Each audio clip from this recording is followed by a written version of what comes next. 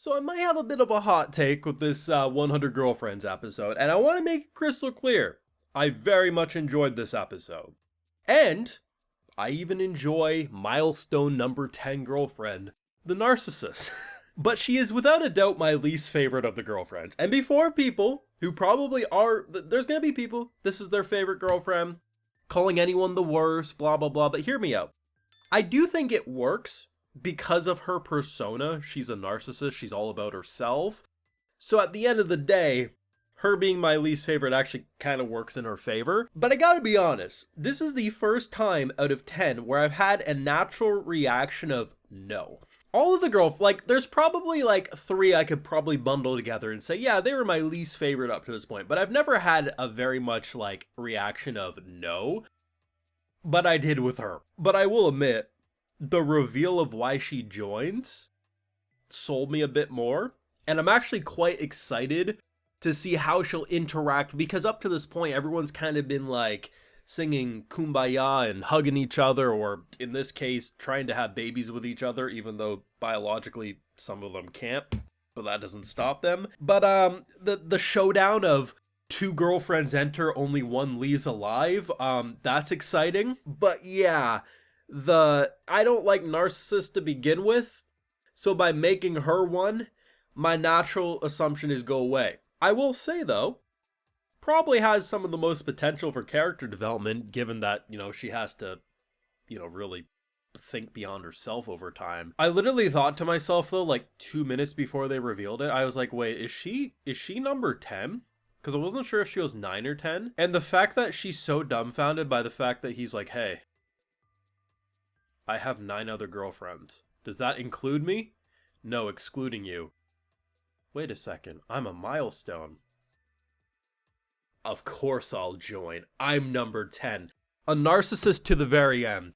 I'm pretty sure though that when 100 joins, she might actually kill her. Like she'll actually pull a gun out and shoot her in the face. I don't think a narcissist could allow 100th milestone if it's not her. Actually, what will happen? I just realized it. The 100 girlfriends will end. 100 will join the crew. She will break up with Rentaro and then ask Rentaro out so that she's now number 100. If that happens, she might actually end up becoming my first favorite of the girlfriends. Oh shit, man. You want to see my full thoughts on the episode, support my work, we got the Patreon, full and cut live reactions available over there if you're so interested. So, I love this episode. I thought the karaoke shit was funny. We're just pretending like whatever semblance of sanity we had, as I've been saying, is out the window from season 1. Rentaro at one point flies and catches all of his girlfriends. Brilliant. There was one scene in particular, though, that, it makes no sense. So Mom, when she's singing karaoke, my Patreon community has enough of this one, but I really have to say this. Even if we assume she has a button-up shirt, what she did with her titties makes no sense. So her arm, holding the microphone, goes underneath and through. Fine, that could happen. She's wearing a top, however. And if you know how buttons work, if you're going through this side, she would then have to snake around and then snake around. She would have to do an S formation with her arm through a button, through her titties, to hold the microphone as we just saw. That makes no freaking sense. I will forgive them flying around or going Super Saiyan, but I cannot, with a good conscience, say that titty microphone made sense to me. But that's why I love this show. Best part of the episode was the karaoke, though. If you needed any confirmation on who is the strongest of the girlfriends, I think we have our answer. The fact that a girl who can't talk in front of people, turns out can sing, as long as she's not facing them.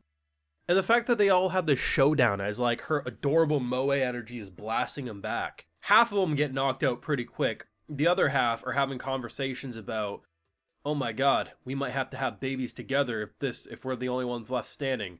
You're a girl. Oh, you want to have my babies, or am I going to have yours? We're still girls.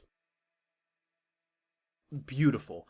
I love how different all of their singings were too. Like, the robotic just standing there, no emotion. Super. It's just, they all were perfect. But it's so dumb. Like, I think what makes season 2 such a better season than the first is that I love season 1. as you could see with my videos when I covered it. The thing is, though, is that season 1 had like this element of serious that like from like off and on they'd be like, hey, we're gonna try to have an emotional arc. Well, you know, characters are actually sad. Season 2 said, nah, screw that shit. Screw that shit. The episode literally started with him being like, ho, do I got another girlfriend? Okay, no. All right, back to karaoke. Turns out that was actually a girlfriend the whole time, but a narcissist can't get overshadowed by others, so of course she had to have her own dedicated portion. But it's just like, it's fantastic. Like, the show just has reached new levels of stupidity that make for the most enjoyable shit you're gonna see. And I like how Rentro, like, has the way of, like, loving them the way they need to be loved, so, like, no, like, she can't get dirty at all. Which doesn't make sense. If you're gonna be in a harem, getting dirty is, all but a given. But I guess that will lead to characterization for her. But the fact that he, like, covers for her when the dude calls him a white knight, too. Like, there's so many terms online anymore that have lost all meaning. Being a decent person and protecting your girl is a white knight behavior to this guy. But he's gonna wonder one day why he's alone. He's gonna blame women when, in fact, it's all because of his own shitty attitude. Rentro should have let him land face first. He's too nice of a guy. But in 19 episodes... he has gained 10 ladies.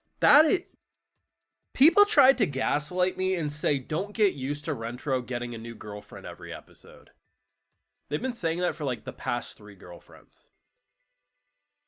You guys can't fool me. You guys can't fool me. It's weird though, because without a doubt, my least favorite of the girlfriends. But I think that's good because she's a narcissist, so it just kind of adds to the character design in question. But on the flip side, I also think she probably has the biggest growth potential out of any of the girlfriends. So in a weird way, it kind of comes full circle where, like, she's my least favorite at face value, but maybe she has my most interest? I don't know, it's weird. I feel like, though, anytime I say things like, this is the worst or the least favorite of something in a show, the people who consider that their favorite, like, get up in arms and mad. So I guess it is a hot take probably for some, but, I think a lot of sane people probably understand what I'm getting at here, but either way, fantastic. The titty mic makes no sense.